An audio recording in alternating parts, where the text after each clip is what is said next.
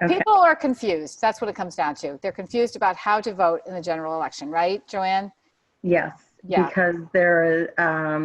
because of the vote by mail that was introduced with the bill back in July.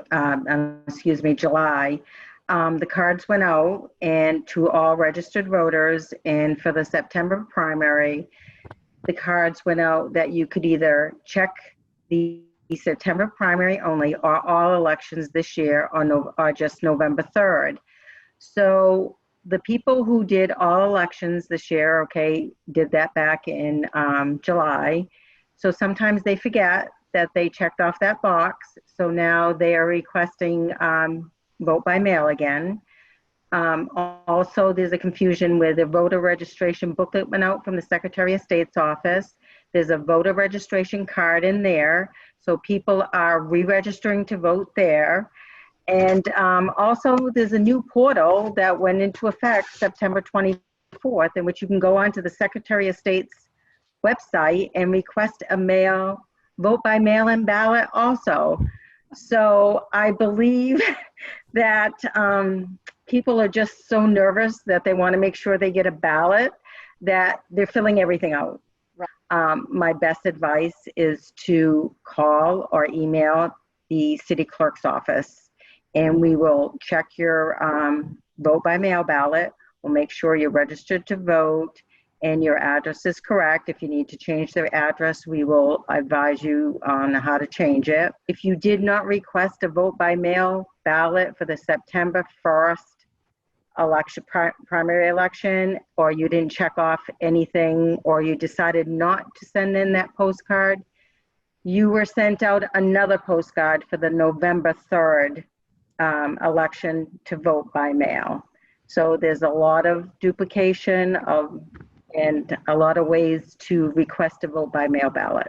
So to be clear, right now, you're seeing duplication in the application process. The ballots don't even exist yet, right? No, yes, that's true. Right, so no one is receiving a ballot yet anywhere in the state because they simply don't exist. No, I can't say anywhere in the state because some communities have already received their ballots. Okay, all right. Okay, they have received their ballots. They just advise us that the shipments are going out, and so we should be receiving them. By law, the state has to have us receive them by October 9th. But every city, every town has a different ballot, and that's part of the problem, right? Yes, yes. Mm-hmm. So Gloucester has not yet received their ballots. So you're getting all these duplications in the application process or in people registering to vote. And that's what you're having to check up on now. Okay. Yes. Mm-hmm. Right. So Joanne, so what is on the ballot pertaining to Gloucester this year? Is the debt exclusion question. That's mostly what, people are concerned about.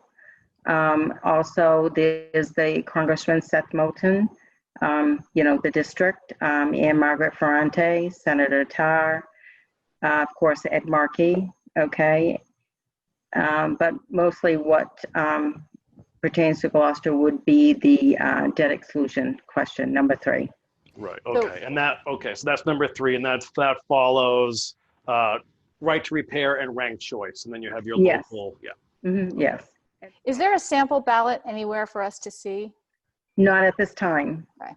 The state will send us specimen ballots once they ship out our ballots. Yes. Mm-hmm. I also want to mention that we have a couple of extra ballot boxes that we're going to put out in the entrances of City Hall.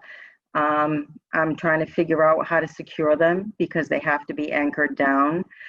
We do have the one on the Warren Street side that's up on the steps, and the concern we had last time and the complaints were some people can't walk up the steps, so we're trying to get them as close to like the entrance, handicap entrance, which would have to be secure, and also the Warren Street side, but not walking up the steps, probably somewhere in the walkway. And I'm going to be working with the DPW to see how we can anchor them down.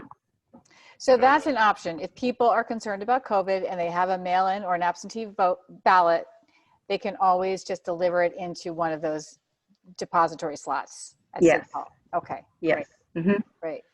So And what does a person need to do early in-person voting? So all they have to do is come to City Hall and go up to the Kairos Auditorium. It'll all be in the Kairos Auditorium. What we did last time is we set up the wards in different parts of Kairos Auditorium with social distancing.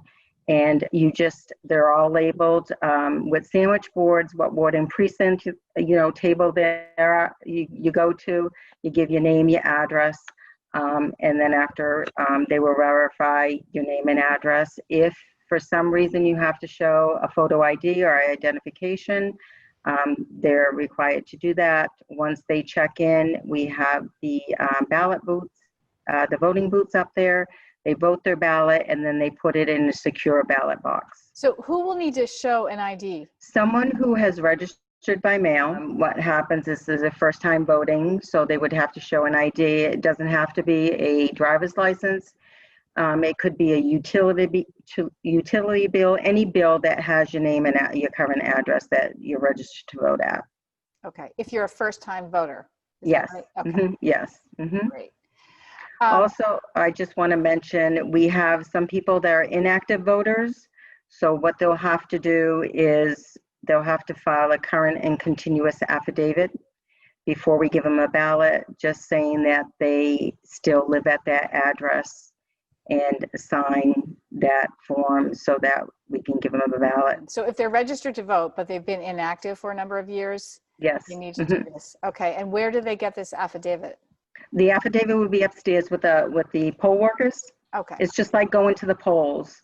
The same paperwork is required, that you have to fill out a current and continuous affidavit, and then after we'll give you a ballot. You have to sign that affidavit and we'll give you a ballot to vote. Okay, great. And how did this all go in the primary? The mail-in voting and the early in-person? It went well. It was stressful. There was a lot of confusion also, because what happened is people asked for mail-in ballots, but then decided to come into City Hall or go to the polls to vote. And they wanted to bring their uncast or cast ballots to the poll worker or City Hall. Once you have that mail-in ballot, you're not allowed to bring it to the polling place in order to turn it in to vote in person.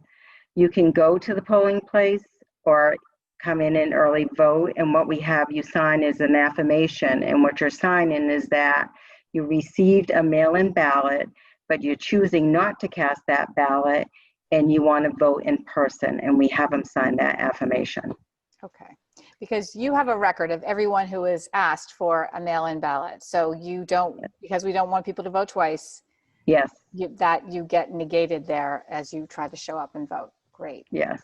Great. And then sometimes what happens is that people send in their ballots, okay? And then after, what they do is they said, I already sent in our ballots. We already marked them in the system that they've already voted and accepted their ballots.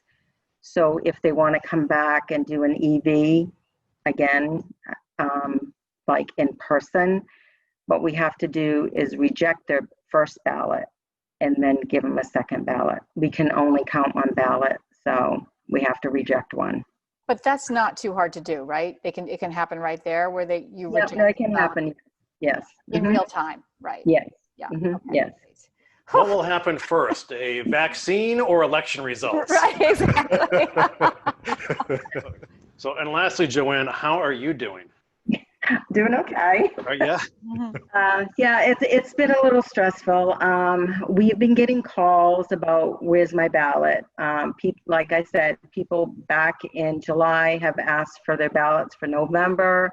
They're saying I received my September one, where is my November one? And the answer is the state hasn't delivered them yet.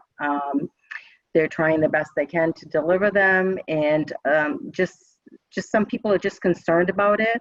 So we've been getting inundated with calls. We're just trying to calm the people down and saying we have it. They're a little concerned that they're not going to have enough time to turn it around. What they have to realize is we just had our primary. Yes. So we just decided what will be on this ballot. So for this, and it's so late for the state to turn all that information around and get the ballot printed, is, I mean, they're working pretty Yeah. fast too. And every community has a different ballot because they might have a ballot question. Right. Or some towns, I do feel for them. They're doing a dual election on November 3rd. There is quite a bit that they have to do. Right. All right. Well, we thank you for the conversation, and we'll be in touch soon. Okay, thank you. Take care.